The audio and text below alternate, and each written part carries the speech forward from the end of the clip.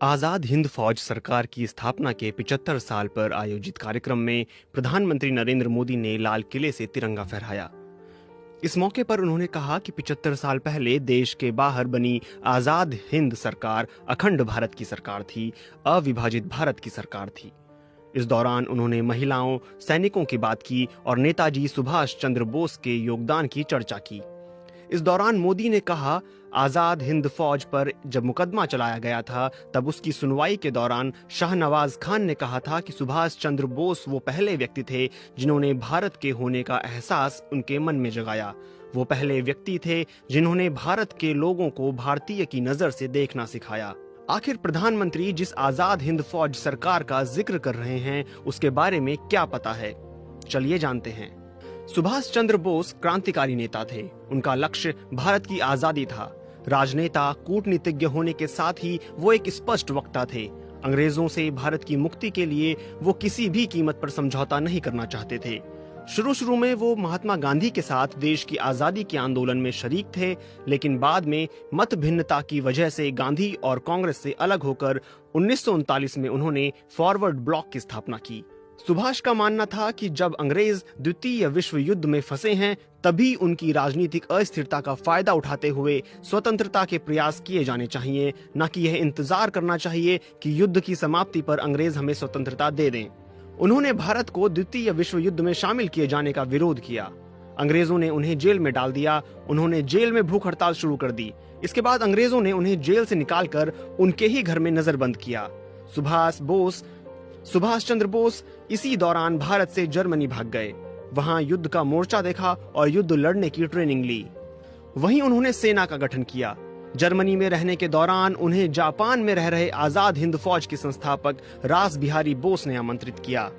Doctor Rajendra Patoria अपनी किताब नेताजी सुभाष में लिखते हैं, 4 जुलाई 1943 को सिंगापुर के कैथे भवन में एक समारोह में रास बिहारी बोस ने आजाद हिंद फौज की कमान सुभाष चंद्र बोस के हाथों में सौंप दी।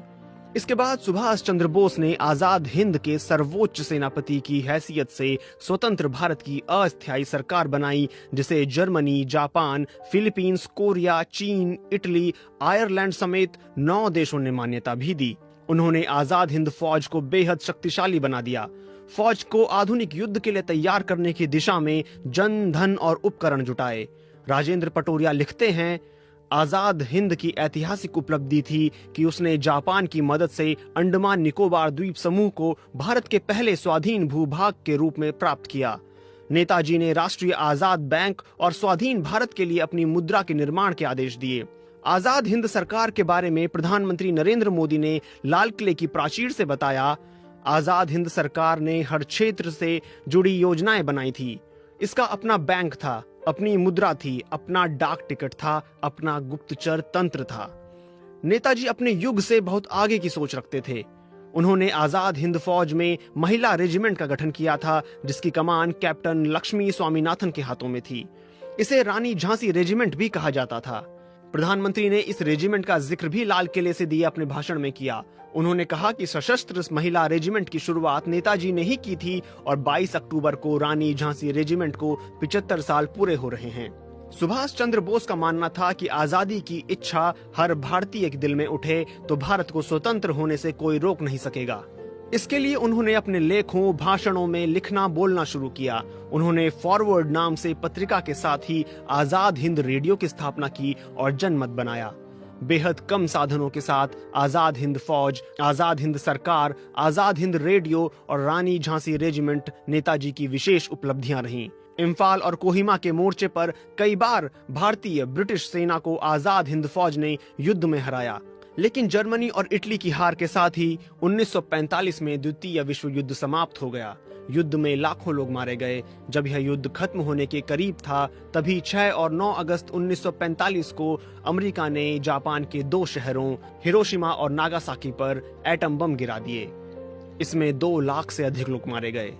इसके फौरन बाद जापान ने आत्मसमर्पण कर दिया।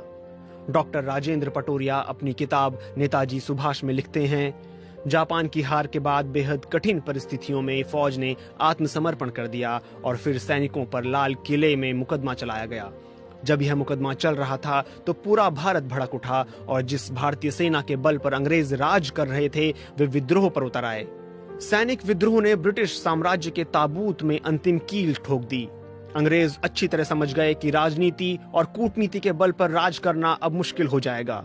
उन्हें भारत को स्वाधीन करने की घोषणा करनी पड़ी।